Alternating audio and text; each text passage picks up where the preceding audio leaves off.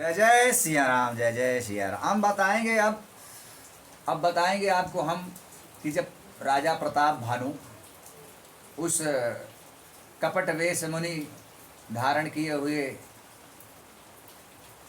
आश्रम में पहुंचता है, तब उसके साथ क्या होता है आगे।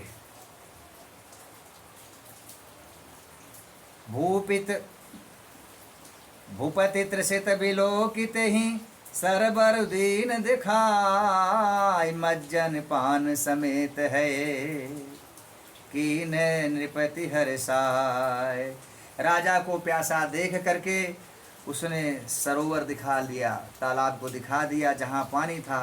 हर्षित होकर के राजा ने घोड़े सहित उसमें स्नान और जलपान किया। गए श्रम सकल सुखी नृप भयो, निज आश्रम तापस ले गयो। आसन दीन अस्त्र विजानी, पुनि तापस बोले मृदुबानी।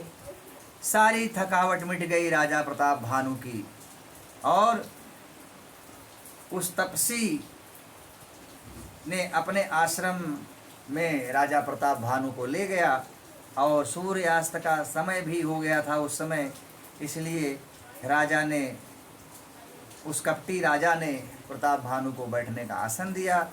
फिर वहाँ तपसी कोमल वाणी में बोला क्या, को तुम कस बन फिर हूँ अकेले, सुंदर जुबा जीव पर हेले। चक्रवती के लक्षण तोरे, देखत दया लागी यति मोरे।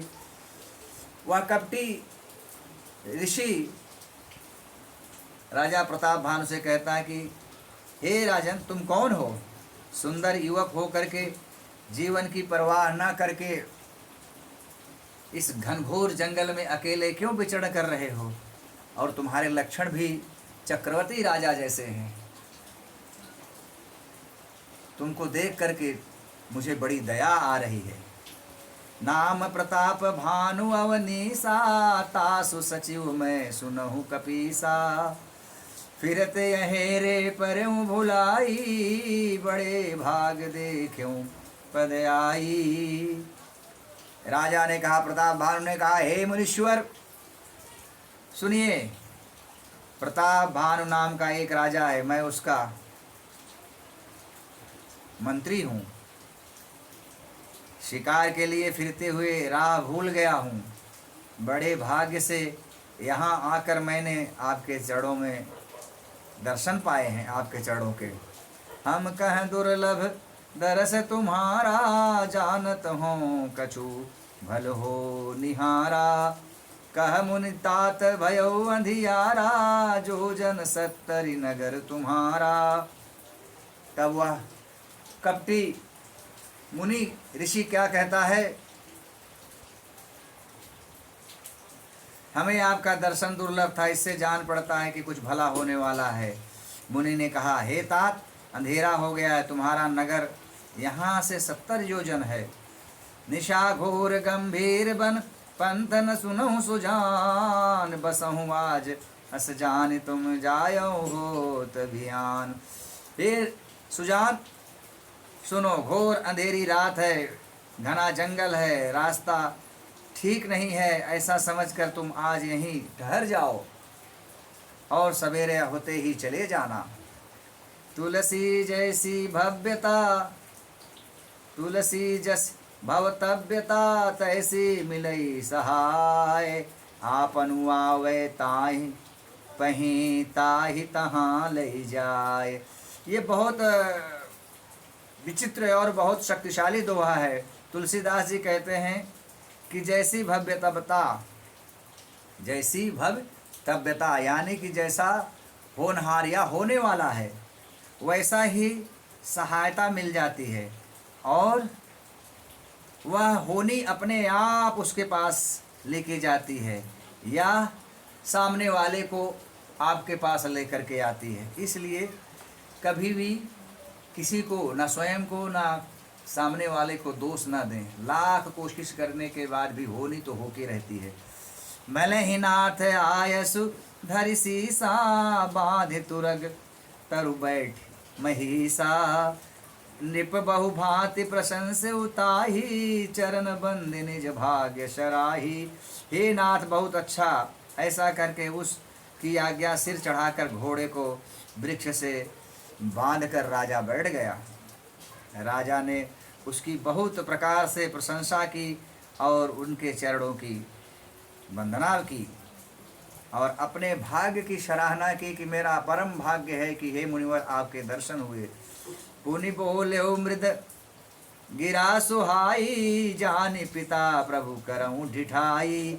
मोहि मुनीस सुत सेवक जानी नाथ नाम निज कहूँ बखानी। फिर सुंदर कोमल वाणी से राजा ने कहा, हे प्रभु आपको पिता जानकर मैं ढिठाई करता हूँ। हे मुनीश्वर मुझे अपना पुत्र और सेवक जान करके अपना नाम विस्तार से बतलाइए। तेहि न जाय नृप नृपहि सुजाना भूप सुहृदय सुकपट सयाना। बैरी पुनि क्षत्रिय पुनि जाना छल बल कीन चहई निज काजा। राजा ने उसको नहीं पहचाना पर वह राजा को पहचान गया था। राजा तो शुद्ध हृदय था और वह कपट करने में चतुर था। जो मुनि था वह तो एकदम कपट करने में एकदम माहिर था, लेकिन राजा जो था वो शुद्ध हृदय था।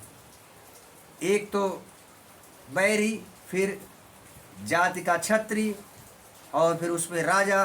वह छल बल से अपना काम बनाना चाहता था। इसलिए समुझी राज सुख दुखित आरती हवा अनल सुल गई छाती। सरल बचन नृप के सुनिकाना बैर संभार हृदय हरसाना। वह शत्रु अपने राज्य सुख को समझ करके दुखी था, याद करके दुखी था कि इसने तो मेरा राज्य शासन सब छीन लिया। उसकी छाती कुम्हार के आवे की तरह सुलग रही थी और भीतर ही भीतर वह राजा से तो बैर कर ही रहा था। राजा के सरल वचन कानों से सुनकर अपने बैरों को याद करके, अपने बैर भाव को याद करके वह हृदय में बहुत हर्षित हुआ। कपट बोरी बानी मृदुल बोलु जुगुति समेत। नाम हमारे भिखारी अब निर्धन रहित निकेत। वह कपट में डूब कर बड़ी कुटिलता के साथ, बड़ी युक्ति के साथ कोमल वाणी में बोला, अब हमारा नाम भिखारी है क्योंकि हम निर्धन हैं और अनिकेत हैं। इसलिए हे राजन, यही सब निर्धनता के कारण इस जंगल में, इस घोर वन में रहते हैं।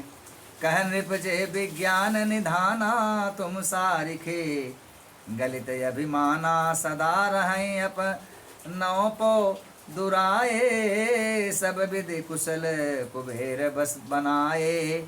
राजा ने कहा, जो आपके सदृश विज्ञान के निधान और सर्वथा अभिमान रहित होते हैं वह अपने स्वरूप को सदा छिपाए रहते हैं, क्योंकि कुबेश बनाकर रहने में सब तरह का कल्याण है। और अपने संत वेश मान होने की संभावना ना करने का बता करके तो उसमें पतन ही हो जाता है। तेहि के कहै संत श्रुति टेरे परम अकिंचन प्रिय हरि केरे। तुम समय धन भिखारी अगेहा होत बिरंच शिवै संदेहा। इसी से तो संत और वेद पुकार करके कहते हैं कि परम अकिंचन ही भगवान को प्रिय होते हैं। आप सरीखे निर्धन भिखारी और गृहहीनों को देख करके ब्रह्मा और शिव जी को भी संदेह हो जाता है कि ये वास्तविक में संत हैं कि भिखारी हैं। जोशी सोशी तव चरण नमामि मोह पर कृपा करिए अब स्वामी। सहज प्रीति भूपति कह देखी आप विषय विश्वास विसेखी। आप जो हों सो हों, ओ मैं जान के भी क्या करूँगा। मैं आपके चरणों में नमस्कार करता हूँ। हे स्वामी, अब मुझ पर कृपा कीजिए। आपने ऊपर राजा के स्वाभाविक प्रीति और अपने विषय में उसका अधिक विश्वास देख करके वह कहता है, सब प्रकार राजहि अपनाई, बोलूं अधिक स्नेह जनाई। सुन सती भाव कहु प्रतिपाला, यहाँ बसत बीते बहुकाला। सब प्रकार से राजा को अपने बस में जान करके वह अधिक स्नेह दिखाता हुआ कहता है, हे राजन सुनो, मैं तुमसे सत्य कहता हूँ, मुझे यहाँ रहते हुए बहुत समय बीत गया। इस तरह से वह कपट भरे शब्दों का प्रयोग कर रहा है। राजा इस बात को नहीं जान पा रहा है। अब इसके आगे की कथा अगले प्रसंग में कहेंगे। बोलो जय जय साईं राम, जय जय सिया राम।